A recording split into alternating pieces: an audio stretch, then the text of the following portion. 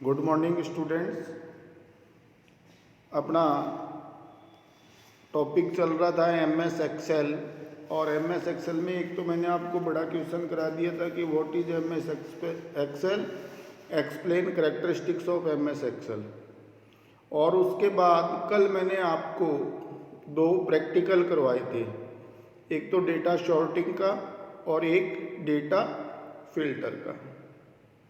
आज जो अपन क्वेश्चन पढ़ रहे हैं वो है फंक्शन, और फंक्शन पे बड़ा क्वेश्चन भी आता है और साथ ही साथ फंक्शन पे प्रैक्टिकल भी होते हैं।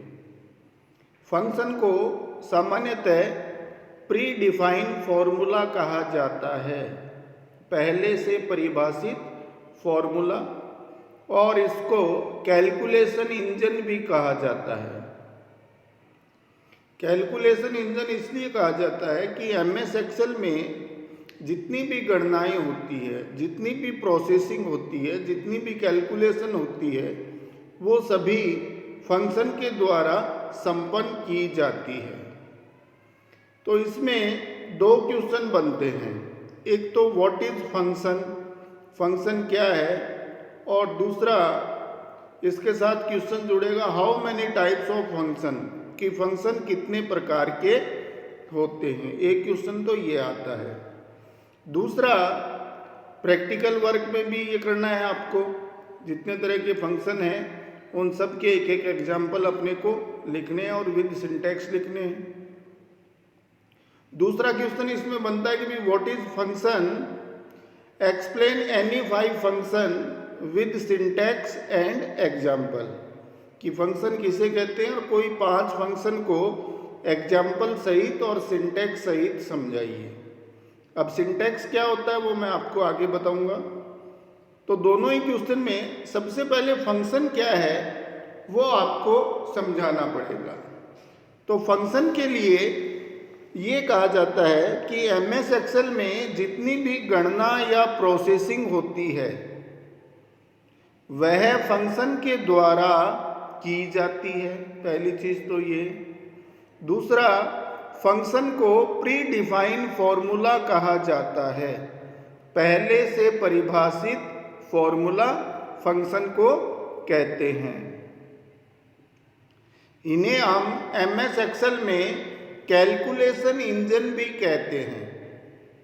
देखो, फंक्शन को क्या कहा जाता है, फंक्शन को प्री डिफाइन फॉर्मूला कहा जाता है, इनको कैलकुलेशन इंजन भी कहते हैं, क्योंकि कोई भी चाहे कितनी भी बड़ी गणना हो, फंक्शन उसको सेकंडों में आपको कंप्लीट करके देते हैं, तो इसलिए इनको कैलकुलेशन इंजन भी कहा जाता है। साथ ही साथ अपन ये भी कह सकते हैं कि एमएस एक्सेल में जितनी भी कैलकुलेशन या गणना होती है या जितनी भी प्रोसेसिंग होती है वो फंक्शन के द्वारा ही की जाती है। और कैलकुलेशन इंजन इनको क्यों कहते हैं, क्योंकि जो फंक्शन है ये सामान्यतः गणितीय गणनाओं को काफ़ी जल्दी करते हुए रिजल्ट प्रदान करते हैं। कोई भी कैलकुलेशन हो, कोई भी गणितीय गणनाएं हो, उनका रिजल्ट ये काफ़ी फास्टली देते हैं, इसलिए इनको कैलकुलेशन इंजन भी कहा जाता है। लेकिन फंक्शन अप्लाई करने के लिए मेनली 4 बातों का ध्यान रखना आवश्यक होता है। कोई भी फंक्शन अगर आप अप्लाई कर रहे हो तो उसके लिए 4 मेन पॉइंट हैं। तो आगे अपन लिखेंगे भी किसी भी फंक्शन को अप्लाई करने के लिए यूजर को 4 भागों का ध्यान रखना आवश्यक है। कोई भी फंक्शन स्टार्ट होता है तो सबसे पहले उसमें एन इक्वल साइन, इस प्रकार से एक इक्वल का साइन लगता है फंक्शन की पहली चीज। अगर इक्वल साइन नहीं है तो वो फंक्शन नहीं माना जाएगा। तो कोई भी फंक्शन अप्लाई करते हैं या लागू करते हैं तो उसमें 4 मेन पॉइंट है। सबसे पहला पॉइंट है एन इक्वल साइन।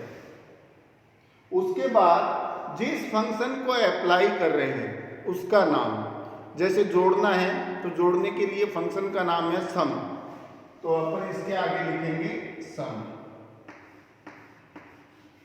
दूसरा पॉइंट, पहला पॉइंट क्या था, एन इक्वल साइन। अगर कोई भी फंक्शन आपको अप्लाई करना है तो मेनली 4 पॉइंट का ध्यान में रखना है। और हर फंक्शन में इक्वल साइन पहले लगता है, उसके बाद आता है फंक्शन का नेम, जैसे मैंने यहाँ सम लिखा है जोड़ना। इसके बाद पैरेंथेसिस एक छोटा ब्रैकेट आता है और उसके अंदर आर्ग्यूमेंट लिखे जाते हैं। आर्ग्यूमेंट, ये 4 बातें हैं जो हर फंक्शन में आपको ध्यान रखनी है। Number 1 equal sign, number 2 function name, function का नाम लिखना है, नंबर 3 पैरेंथेसिस छोटा ब्रैकेट, और नंबर 4 आर्ग्यूमेंट। कोई भी फंक्शन अप्लाई करेंगे तो ये चारों चीज़ें होगी तभी फंक्शन एग्जीक्यूट होगा, तभी वो कोई रिजल्ट दे पाएगा, अदरवाइज वो कोई भी रिजल्ट नहीं दे पाएगा। तो जब अपन फंक्शन को समझा रहे हैं तो सबसे पहले ये लिखते हैं कि भी MS एक्सेल में जितनी भी गणना होती है, जितनी भी कैलकुलेशन होती है, जितनी भी प्रोसेसिंग होती है, वो फंक्शन के द्वारा की जाती है। और फंक्शन को प्री डिफाइन फॉर्मूला भी कहा जाता है। और MS एक्सेल में हम फंक्शन को कैलकुलेशन इंजन भी कहते हैं, क्योंकि ये जितने भी मैथमेटिकल ऑपरेशंस हैं, जितनी भी गणितीय गणनाएं हैं या कोई भी कैलकुलेशन है, उसका काफ़ी फास्टली रिजल्ट देते हैं, इसलिए इनको कैलकुलेशन इंजन कहा जाता है। फिर अपन लिखेंगे कि किसी भी फंक्शन को अप्लाई करने के लिए यूजर को 4 भागों का ध्यान रखना आवश्यक होता है। फिर नंबर लगा के नंबर 1 लिखेंगे एन इक्वल साइन, हर फंक्शन में एक इक्वल साइन लगेगा। दूसरा फंक्शन नेम, जो फंक्शन यूज कर रहे हो उसके नाम दिए हुए हैं वो लिखना है। तीसरा पैरेंथेसिस, ये छोटा ब्रैकेट लगेगा। और चौथा है आर्ग्यूमेंट। आर्ग्यूमेंट में ज़्यादातर अपन रेंज ऑफ सेल ही लिखते हैं कि ये फंक्शन किस सेल से किस सेल तक अप्लाई होना है, वही आर्ग्यूमेंट में लिखा जाता है। जिस सेल से स्टार्ट हो रहा है उसका एड्रेस, फिर डबल डॉट लगा के जहाँ ख़त्म हो रहा है उसका एड्रेस। तो आर्ग्यूमेंट में ज़्यादातर सेल ऑफ रेंज है, इन्हीं को बताया जाता है। तो ये इस तरह से आपको फंक्शन को समझाना है। अब फंक्शन क्या है ये अपन ने बता दिया। फंक्शन प्री डिफाइंड फॉर्मूला है, कैलकुलेशन इंजन है, और MS एक्सेल में सारी कैलकुलेशन और प्रोसेसिंग फंक्शन के द्वारा ही संपन्न की जाती है। और इसको अप्लाई करने के लिए 4 भागों का ध्यान रखना आवश्यक है। An equal sign, function name, parenthesis और आर्ग्यूमेंट।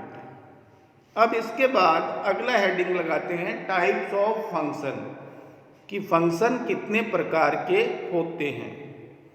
तो टाइप्स के अंदर अपन सबसे पहला लिखते हैं मैथमेटिकल फंक्शन। मैथमेटिकल फंक्शन है ये गणित मैथ्स की सिंपल और जटिल मैथमेटिकल ऑपरेशन परफॉर्म करने के काम में आते हैं। तो मैथमेटिकल ऑपरेशंस के लिए इसमें सिंपल फंक्शन भी हैं और काफ़ी टिपिकल फंक्शन भी, जटिल फंक्शन भी दिए गए हैं। तो टाइप्स में अपन सबसे पहला जो फंक्शन लिखेंगे उसका नाम लिखेंगे मैथमेटिकल फंक्शन, और उसमें लिखेंगे कि यह फंक्शन सिंपल व कॉम्प्लेक्स मैथमेटिकल ऑपरेशन परफॉर्म करने के काम में आते हैं। फिर एग्जाम्पल में लिख देंगे, जैसे ये सम लिखा है तो एग्जाम्पल में आ गया सम, ये एक मैथमेटिकल फंक्शन है। देखो फंक्शन नेम जब भी लिखते हैं तो उसके आगे छोटा ब्रैकेट लगाते हैं। अगर आपने केवल सम लिखा है तो ये क्लियर नहीं कर रहा कि ये MS एक्सेल का फंक्शन है या और कोई फॉर्मूला है। लेकिन जैसे ही आपने इसके आगे छोटा ब्रैकेट लगा दिया सम लिख के, तो इससे ये आइडेंटिफाई हो जाता है कि ये MS एक्सेल का फंक्शन है। अब मैथमेटिकल फंक्शन है तो मैं आपको एग्जाम्पल से ही समझाता हूँ कि ये फंक्शन वर्क कैसे करता है। तो ये चारों पॉइंट भी वापस आ जाएंगे। जैसे ये अपनी MS एक्सेल की वर्कशीट है और वर्कशीट में मैंने बताया था कि इस प्रकार से तो कॉलम बनते हैं और इस प्रकार से रो बनती है। कॉलम को अपन अल्फाबेट के द्वारा प्रदर्शित करते हैं और रो को नंबर के द्वारा प्रदर्शित किया जाता है। अब यहाँ पे संख्या दी गई है 5 4 5 और अब अपन दे रहे हैं एग्जाम्पल मैथमेटिकल फंक्शन का और एग्जाम्पल में अपन लिखेंगे n इक्वल साइन सम जोड़ना है। कहाँ से कहाँ तक जोड़ना है? तो इस सेल का एड्रेस क्या होगा? ऊपर देखेंगे तो a, इधर देखेंगे तो 1, A1 से लेकर डबल डॉट बीच में लगेगा इस प्रकार से कहाँ तक? C1 तक, A1 से C1। ये मैंने मैथमेटिकल फंक्शन लिखा है। इसमें देखो n इक्वल साइन भी आया है, फंक्शन नेम भी आया है, छोटा ब्रैकेट भी आया है और आर्ग्यूमेंट में रो रैंक चाहिए क्योंकि दोनों जगह 1 1 है तो A1 से C1 तक जोड़ना है और इसका रिजल्ट रखना कहाँ है? यहाँ D1 में। तो n इक्वल साइन से पहले अपन कर देंगे D1। तो अब ये क्या करेगा? ये फंक्शन A1 B1 C1 इन तीनों संख्याओं को जोड़ेगा और इसका जो जोड़ आता है वो है 14। ये रिजल्ट रख देगा D1। तो ये सबसे पहला फंक्शन हुआ मैथमेटिकल फंक्शन। काफ़ी सिंपल सा ये सम का मतलब होता है जोड़ना और इसमें ये देखो चारों कंडीशन आ रही है। n इक्वल साइन भी आ रहा है, फंक्शन नेम भी आ रहा है, छोटा ब्रैकेट भी आ रहा है और आर्ग्यूमेंट के अंदर रेंज ऑफ सेल आ रही है। तो ये फंक्शन कंप्लीट है। तो सबसे पहली फंक्शन की जो टाइप है वो है मैथमेटिकल फंक्शन। दूसरा है लॉजिकल फंक्शन। लॉजिकल फंक्शन है वो लॉजिक पे डिपेंड करते हैं। इनमें अपन क्या लिखते हैं कि इन फंक्शन के द्वारा लॉजिकल कंडीशन के आधार पर ऑपरेशन परफॉर्म किए जाते हैं। पहला था मैथमेटिकल फंक्शन, दूसरा है लॉजिकल फंक्शन। और लॉजिकल फंक्शन के लिए अपन क्या लिखते हैं कि इन फंक्शन के द्वारा लॉजिकल कंडीशन के आधार पर ऑपरेशन परफॉर्म किए जाते हैं। और इसका एग्जाम्पल हो गया इफ। ये इफ है, लॉजिकल फंक्शन है क्योंकि इसमें लॉजिक होता है कि इफ इससे बड़ा है या छोटा। दूसरा इसका एग्जाम्पल है सम इफ, कि अगर इफ की कंडीशन कंप्लीट होती है तो उसके बाद ये सम भी करेगा। तो ये दोनों ही एग्जाम्पल किसके हैं? लॉजिकल फंक्शन के। और लॉजिकल फंक्शन जो लॉजिकल कंडीशन है उसके आधार पर ऑपरेशन परफॉर्म करते हैं। और इसका एग्जाम्पल क्या है? इफ और सम इफ। अब इसके बाद तीसरा जो टाइप है वो है डेटाबेस फंक्शन। डेटाबेस फंक्शन क्या करता है कि डेटाबेस से रिलेटेड हर प्रकार के ऑपरेशन परफॉर्म करने के काम में आता है। तो डेटाबेस फंक्शन में अपन क्या लिखते हैं कि यह फंक्शन विभिन्न प्रकार के डेटा को व्यवस्थित करने तथा प्रोसेस करने का कार्य करते हैं। और इसका एग्जाम्पल है डी एवरेज, डेटा एवरेज।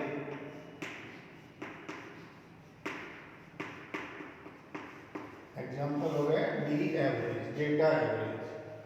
और इसका यूज करके देखना हो तो an equal sign D average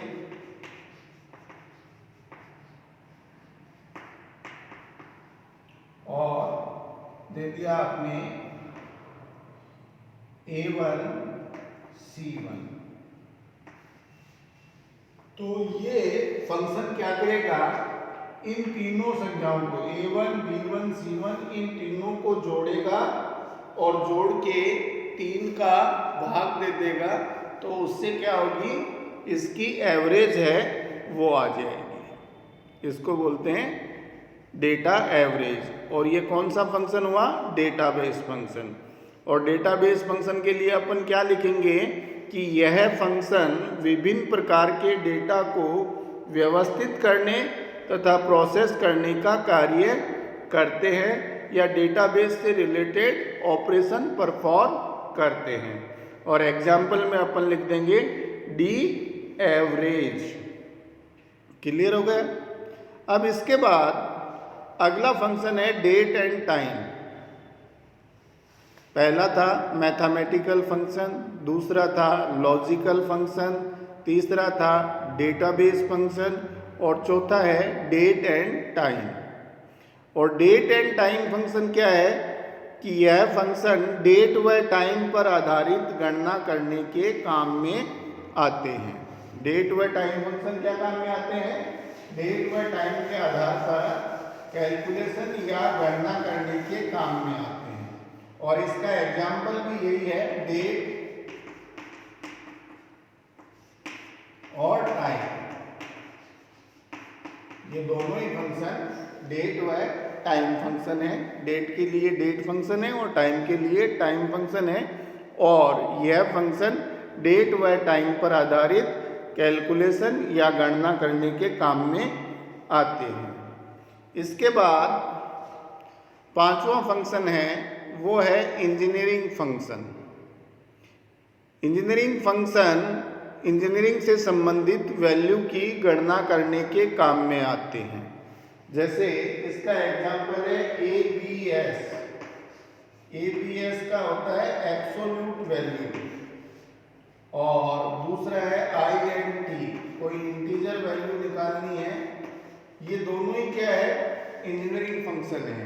ABS absolute value निकालने के काम में आता है और आईएनटी इंटीजर वैल्यू निकालने के काम में आता है।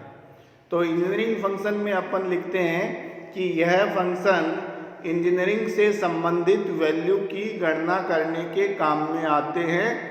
और इनके एग्जाम्पल हैं एबीएस जो एब्सोल्यूट वैल्यू निकालता है और दूसरा आईएनटी जो इंटीजर वैल्यू निकालने के काम में आते हैं।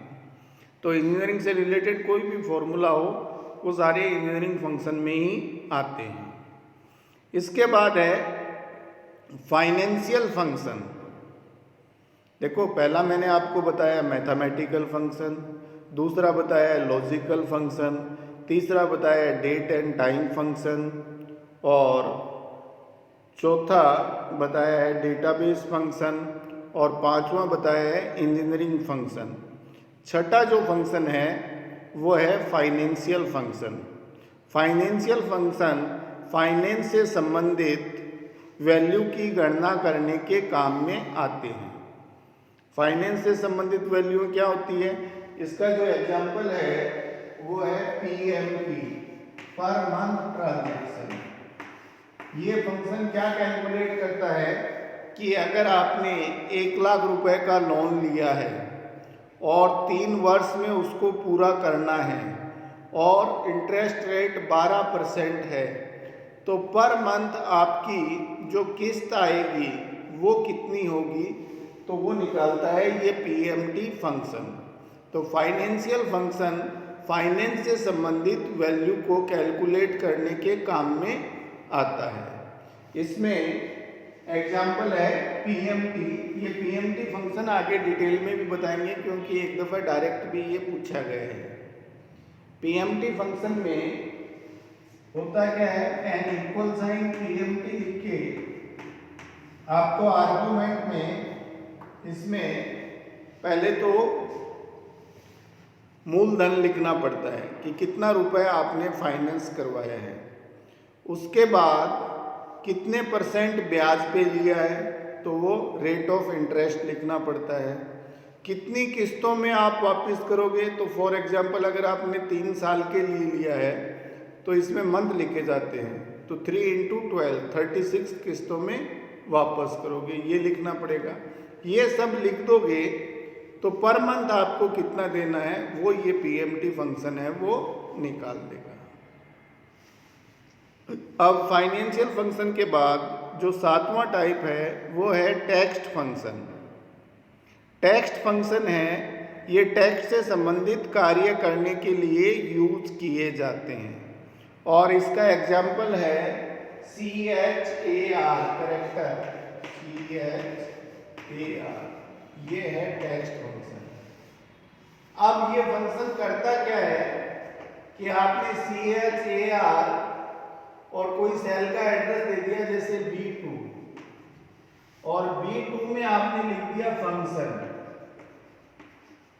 या कोई भी एक टेक्स्ट है वो लिख दिया, क्योंकि टेक्स्ट रिलेटेड फंक्शन है। तो ये कैरेक्टर फंक्शन क्या करेगा, इसमें कितने कैरेक्टर है इस टेक्स्ट में उसको काउंट करेगा, 1 2 3 4 5 6 7 और रिजल्ट दे देगा 7।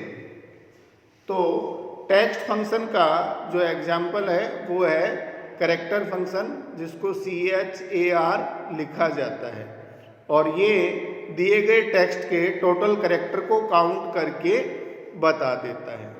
तो ये 7 तरह के फंक्शन हैं जो मैंने आपको बताए हैं। ठीक है, सबसे पहला तो ये बताया कि भी फंक्शन है क्या। तो फंक्शन MS एक्सेल में जितनी भी गणनाएं या जितनी भी कैलकुलेशन संपन्न की जाती है वो फंक्शन के द्वारा ही की जाती है। फंक्शन को प्री डिफाइंड फॉर्मूला भी कहते हैं, पहले से परिभाषित फॉर्मूला, और MS एक्सेल में फंक्शन को कैलकुलेशन इंजन भी कहा जाता है। और कैलकुलेशन इंजन क्यों कहा जाता है, क्योंकि ये जितने भी मैथमेटिकल ऑपरेशंस हैं, गणितीय गणनाएं हैं, उनका रिजल्ट काफ़ी जल्दी से दे देते हैं, इसलिए इसको कैलकुलेशन इंजन कहते हैं। कोई भी फंक्शन अप्लाई करना हो तो हर फंक्शन के 4 भाग होते हैं और यूजर को इन चारों भागों का ध्यान रखना आवश्यक है। सबसे पहला n इक्वल साइन, बराबर का निशान है, वो हर फंक्शन में लगता है। उसके जस्ट बाद में आता है फंक्शन नेम, जो फंक्शन आप अप्लाई कर रहे हो उसका नाम आपको लिखना होगा। उसके बाद आता है पैरेंथेसिस, छोटा ब्रैकेट लगाना होगा, और उसके बाद आर्ग्यूमेंट। आर्ग्यूमेंट में अपने को ज़्यादातर सेल ऑफ रेंज या सेल एड्रेस ही देना होता है, या फंक्शन में अप्लाई करने के लिए जो जो वैल्यू चाहिए वो सारी किस में आती है, आर्ग्यूमेंट के अंदर आती है। तो कोई भी फंक्शन अप्लाई करनी हो तो उसमें 4 कंडीशन है, 4 भाग हैं जिनका ध्यान रखना है। Number 1 n equal sign, number 2 function name, number 3 parenthesis छोटा ब्रैकेट, और नंबर 4 आर्ग्यूमेंट। और आर्ग्यूमेंट में मैंने आपको बताया कि फंक्शन में जो यूज़ की जाने वाली वैल्यूज़ है वो सारी आर्ग्यूमेंट में आती है। आर्ग्यूमेंट में ज़्यादातर सेल का एड्रेस लिखा जाता है या सेल ऑफ रेंज को लिखा जाता है। क्लियर हो गया। उसके बाद अपन हेडिंग लगाएंगे टाइप्स ऑफ फंक्शन। फंक्शन कितने प्रकार के हैं, तो 7 प्रकार के फंक्शन मैंने आपको बताए हैं। सबसे पहला है मैथमेटिकल फंक्शन, जो कोई भी मैथमेटिकल ऑपरेशंस को परफॉर्म करने का काम करता है, और ये फंक्शन सिंपल से लेके कॉम्प्लेक्स तक होते हैं, साधारण से लेके जटिल होते हैं। और एग्जाम्पल में अपन लिख सकते हैं सम। ठीक है। दूसरा फंक्शन मैंने आपको बताया लॉजिकल फंक्शन, जो लॉजिकल कंडीशन के आधार पर कैलकुलेशन करके वैल्यू देते हैं। एग्जाम्पल बताया था इफ और सम इफ। तीसरा फंक्शन मैंने आपको बताया डेटाबेस फंक्शन। यह फंक्शन विभिन्न प्रकार के डेटा को व्यवस्थित तथा प्रोसेस करने का कार्य करते हैं, या डेटाबेस से रिलेटेड विभिन्न प्रकार की कैलकुलेशन करने के काम में आते हैं। इसका एग्जाम्पल बताया था डी एवरेज। डी एवरेज का मतलब है डेटा एवरेज, दिए गए डेटा का एवरेज निकालना। ये एक डेटाबेस फंक्शन है। उसके बाद चौथा मैंने आपको फंक्शन बताया डेट व टाइम। यह फंक्शन डेट व टाइम पर आधारित कैलकुलेशन करने के काम में आते हैं, और इनका एग्जाम्पल भी इसके नाम के अनुसार ही है। डेट और टाइम फंक्शन, एक तो डेट फंक्शन है और दूसरा टाइम फंक्शन है। ये दोनों ही इसके एग्जाम्पल हैं। उसके बाद पांचवा मैंने आपको बताया इंजीनियरिंग फंक्शन। और इंजीनियरिंग फंक्शन में अपने को ये लिखना है कि यह फंक्शन इंजीनियरिंग से संबंधित वैल्यू की गणना करने के काम में आते हैं। ये सिंपल तथा कॉम्प्लेक्स होते हैं। और एग्जाम्पल में लिख देंगे ABS जो एब्सोल्यूट वैल्यू निकालता है, दूसरा INT जो इंटीजर वैल्यू निकालता है। ये दोनों ही आपके इंजीनियरिंग फंक्शन है, इनको याद रखना पड़ेगा। इसके बाद छठा मैंने आपको बताया फाइनेंशियल फंक्शन। फाइनेंशियल फंक्शन है, ये फाइनेंस से संबंधित वैल्यू की गणना करने के काम में आता है। और फाइनेंस आप लोग जानते हो, पैसा उधार लेना, वापस देना, ये सब फाइनेंस से रिलेटेड काम है। तो फाइनेंशियल फंक्शन के एग्जाम्पल में मैंने बताया था, एक तो आपको ये PMT जो पर मंथ ट्रांजेक्शन को बताता है, दूसरा फंक्शन इसका एग्जाम्पल है रेट जो रेट ऑफ इंटरेस्ट या ब्याज दर को कैलकुलेट करता है। ये दोनों ही फाइनेंशियल फंक्शन है। इसके बाद लास्ट जो मैंने सातवां फंक्शन बताया वो बताया आपको टेक्स्ट फंक्शन।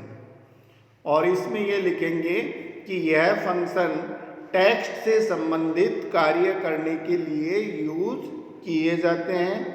एग्जाम्पल इसका मैंने आपको बताया CHAR जो करेक्टर को काउंट करने के काम में आते हैं। जैसे CHAR B2 लिखा है और B2 में आपने ये फंक्शन लिखा है, तो इसका रिजल्ट क्या आएगा कि इसमें जितने करेक्टर हैं 1 2 3 4 5 6 7 8, तो इसका रिजल्ट आ जाएगा 8। जितने करेक्टर जिस टेक्स्ट में हैं उसकी ये कैलकुलेट करके बता देता है। तो ये था आपका टेक्स्ट फंक्शन। तो ये 7 फंक्शन मैंने आज आपको बताए हैं। Mathematical function, logical function, database function, date व टाइम फंक्शन और इंजीनियरिंग फंक्शन, फाइनेंशियल फंक्शन और टेक्स्ट फंक्शन। ये 7 टाइप अगर आप लोग लिख दोगे और इन सब के एग्जाम्पल लिख दोगे तो इसमें पूरे में से पूरे मार्क्स मिल जाएंगे। और फंक्शन के लिए लिखना कुछ नहीं है। जैसे मैथमेटिकल फंक्शन है तो ये मैथमेटिकल कैलकुलेशन करने के काम में आता है। ज़्यादा से ज़्यादा इसमें लिख दो, इसमें हर प्रकार के फंक्शन है, सिंपल फंक्शन भी है और कॉम्प्लेक्स और जटिल फंक्शन भी इसमें है। ऐसे ही फाइनेंशियल लॉजिकल फंक्शन है जो लॉजिकल कंडीशन के आधार पर वैल्यू को कैलकुलेट करते हैं। एग्जाम्पल इन सब के याद रखने पड़ेंगे। जैसे मैथमेटिकल का आपने सम कर दिया, ठीक है, और इसमें आपको मीन है, मैक्स है, ये सब मैथमेटिकल फंक्शन ही है। मिनिमम वैल्यू की बताना, मैक्सिमम वैल्यू को बताना। इसके बाद लॉजिकल फंक्शन में इफ़ है, सम इफ़ है, ये दोनों ही लॉजिक आधारित फंक्शन हैं। इसके बाद डेटाबेस फंक्शन में मैंने आपको बताया था डेटा एवरेज निकालने के लिए डी एवरेज एक फंक्शन है। उसके बाद डेट एंड टाइम में दोनों इनके नाम के अनुसार ये एग्जाम्पल है, डेट फंक्शन है और टाइम फंक्शन है। इसके बाद इंजीनियरिंग फंक्शन है, उसमें मैंने आपको 2 एग्जाम्पल बताए, एक तो ABS एब्सोल्यूट वैल्यू निकालने के लिए और दूसरा INT इंटीजर वैल्यू को निकालने के लिए। फिर बताया था फाइनेंशियल फंक्शन जो फाइनेंस से संबंधित कार्य के काम में आते हैं। इसमें एक एग्जाम्पल है PMT पर मंथ ट्रांजैक्शन और दूसरा है रेट जो रेट ऑफ इंटरेस्ट निकालने के काम में आता है। इसको अपन PMT फंक्शन को आगे डिटेल में पढ़ेंगे क्योंकि ये डायरेक्ट भी पूछा गया है एक दफ़ा 4 नंबर में, तो विद एग्जाम्पल मैं आपको बताऊंगा। इसके बाद लास्ट है 7वां, वो है टेक्स्ट फंक्शन और यह फंक्शन टेक्स्ट से संबंधित कार्य करने के लिए यूज़ किए जाते हैं और इसका एग्जाम्पल है करेक्टर CHAR। और ये फंक्शन दिए गए टेक्स्ट की कितने करेक्टर हैं उसकी वैल्यू को कैलकुलेट करने के काम में आते हैं। तो आज ये एक बड़ा क्वेश्चन है जो मैंने आपको कंप्लीट करवा दिया कि what is function, explain types of function. Okay, have a nice day. कल अपन करेंगे कि फंक्शन क्या है और कोई 5 फंक्शन को सिंटैक्स सहित और एग्जाम्पल सहित समझाइए। ये क्वेश्चन अपन कल करेंगे। वीडियो को बार बार देख के समझ लेना, मैंने एग्जाम्पल भी दिए हैं। और कल अगर अपन पांचों फंक्शन के 5 टाइप के फंक्शन लिखेंगे तो वो ये अलग अलग फंक्शन ही लेंगे तो और अच्छे ढंग से समझ में आ जाएगा। थैंक यू बेटा।